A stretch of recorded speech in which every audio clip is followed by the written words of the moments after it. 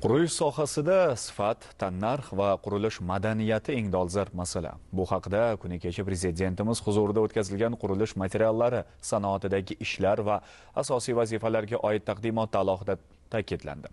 Zamonaviy texnologiyalarni joriy etib, mahalliy mahsulotlarning raqobatbardoshligini oshirish, yurtimizdagi bunyodkorlik ishlarida ulardan kengroq foydalanish vazifalari ko'rsatib o'tildi.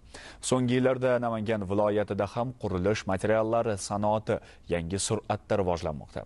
Hamkasbimiz mavzuni hududda amalga oshirilayotgan ishlar va yangi loyihalar haqidagi lavha bilan davom ettiradi. Prezidentimiz tomonidan Chust tumani qurilish mahsulotlarini ishlab chiqarishga ixtisoslashgan hududga aylantirilishi belgilangan. Bu borada allaqachon amaliy ishlarga kirishilib, bugun tumanda mega sanoat loyihasi ishga tushirilish arafasida.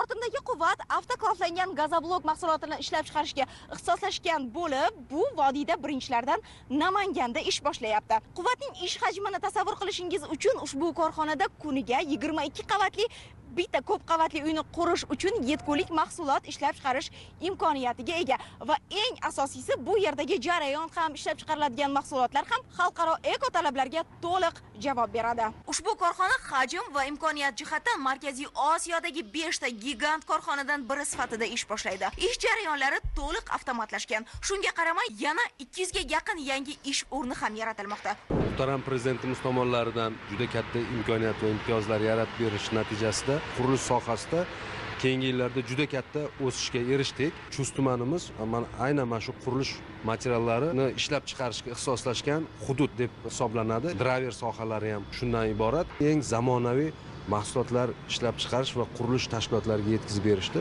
Mana shu korxonamiz tomonidan o'z oldiga maqsadlari qilib olingan. Ushbu quvvatda ishlab chiqariladigan mahsulotlar zamonaviy qurilish industriyasidagi eng so'nggi xalqaro talablarga to'liq javob beradi. Ekologik, toza, innovatsion va yengil konstruksiyali qurilish mahsuloti.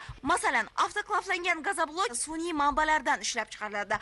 Mana shu erkin iqtisodiy zona hududidan 8 gektar yer maydonni imtiyozli ravishda oldik. Loyihamizning o'ziga xosligi shundan iboratki, avtoklaflangan gazoblok mahsuloti ekologik toza mahsulot hisoblanadi. Qish oylarida isitish xarajatlari tejaladi, yoz oylarida sovutish xarajatlari tejaladi. Prezidentimizning Chust tumanini qurilish materiallari ishlab chiqaruvchi hududga aylantirish bo'yicha tashabbuslariga labbay degan holatda birinchilardan bo'lib mana shu loyihani amalga oshiryapmiz. Kelasi oydan xalqimizga ilk mahsulotlarimizni taqdim qilishni boshlaymiz. Mana shu turgan joylarimiz cho'l joylar bo'lgan, dashtlik bo'lgan. Muhtaram Prezidentimizning tashabbuslari bilan respublikaning eng chekka tumanlarida ham shu ishchi o'rinlari yaratib katta ishlab chiqarish obyektlari ishga tushyapti. Biz hozir turgan joyda ham 200 ish o'rni yaratilib, aholiga qurilish anjomlari yetkazib berishga ishga tushirish arafasida turibdi.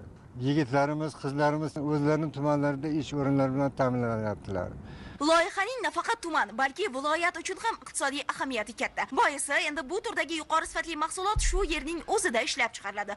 Bu eng avvalo ayni mahsulotga bo'lgan talab shu yerning o'zida qondiriladi. Avvalgi sarf xarajatlar qisqaradi va eng muhimi vodiy viloyatlari hududida qurilish tendensiyasini barqarorlashishiga yaxshigina xizmat qiladi.